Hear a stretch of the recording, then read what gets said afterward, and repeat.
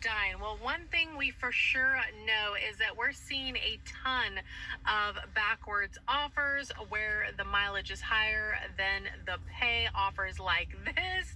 And this one, just terrible offers more than ever. And I hear it from a lot of you guys. Have had a lot of you guys say that you've quit because in your market, you're just not able to make the money that you were making before.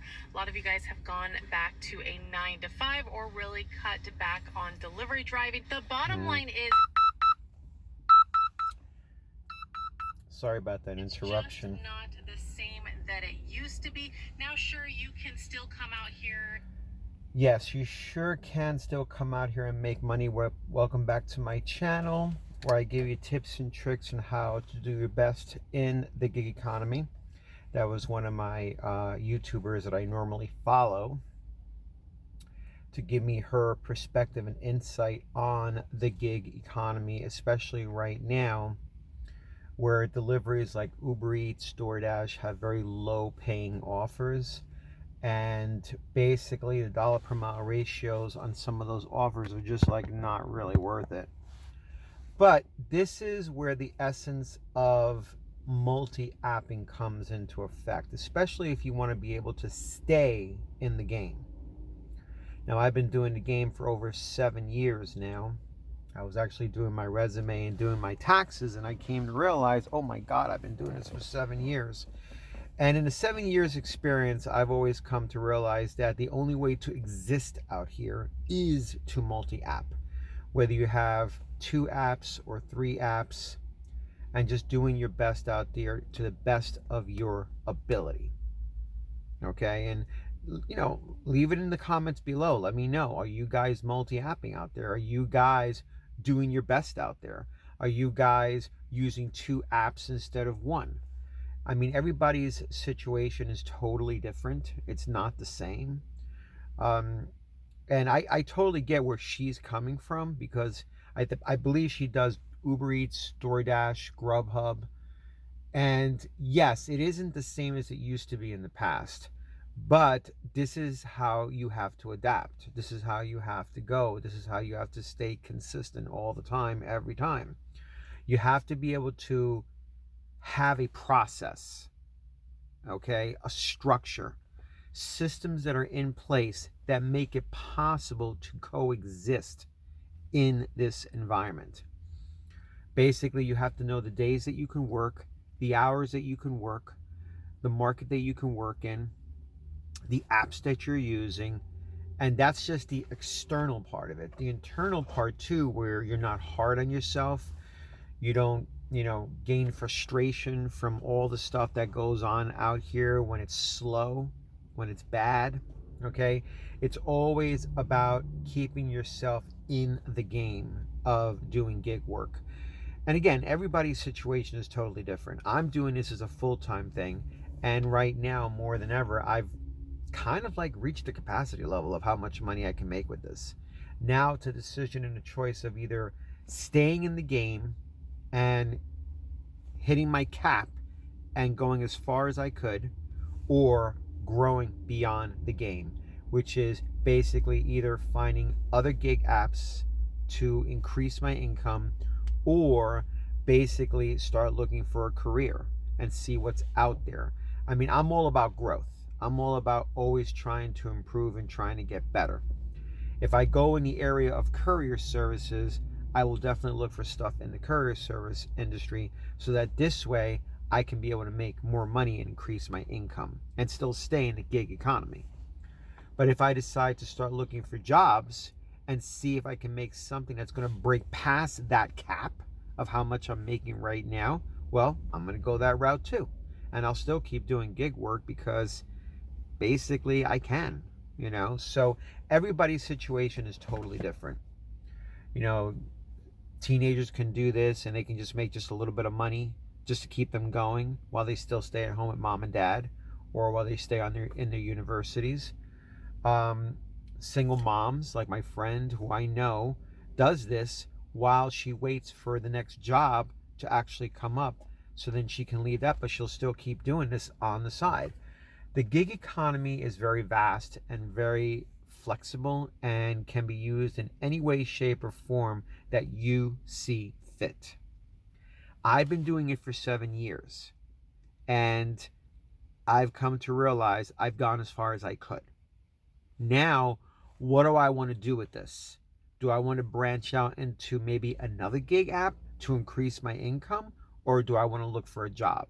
That's my choice. That's my journey, okay? And I still have that experience that I can pass on to you guys so that this way you could take it and you could run with it by treating it as a process that can sustain you out here for whatever you want to use it for. You know, I basically talked to my friend and I said to her straight out that having this gig economy and being in the gig economy is far better than collecting unemployment, because unemployment can only go so far and can only give you so much. But the best part of it is that you could still generate money, you can still generate income, and be as flexible as you want, and still go on job interviews and still have work-life balance. Even now, I'm starting to learn that as well, even more than ever, where I'm managing my time more effectively while still maintaining work-life balance. So, yes, I can understand where she's coming from, where it's like, you know, is it getting bad out there? Yes, it's getting bad. But in my market, I can still keep going with DoorDash, Grubhub, and Walmart Sparks. I also have Roadie, but I hardly ever use it. But just using those two apps, DoorDash and Walmart, I can still sustain myself. I can still make money, pay my bills, cover my expenses, and keep myself going. But there's going to be a time, and if you're doing this full time, that you're going to come to a level where you're going to realize that there's really no more you can do. You're going to cap. Once you understand your market, once you understand that you don't want to drive around too much to burn gas and put lots of wear and tear in your car, hence keeping your dead miles low, and once you realize what days you can work and how much money you can really make, it's going to cap. There's nothing else you can do beyond there. All you can do is just come out here, work the hours. You know, if you're putting in the time, you're fine, okay? Today, if I want to go visit my friend, I can work 5 hours, make whatever money I make within those 5 hours, go see my friend. And if I don't want to go see my friend, but I want to stay out here and I want to keep making money, then I could stay out here and keep making money and work 8 hours, okay? So it's really, really up to you and what it means to you, okay? I'm always about growth. I'm always about looking beyond. It's just one of my values, okay?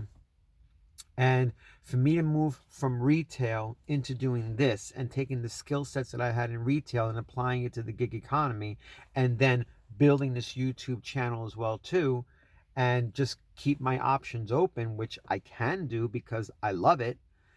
You know, it's always about growing that income and finding ways to make more money without burning out.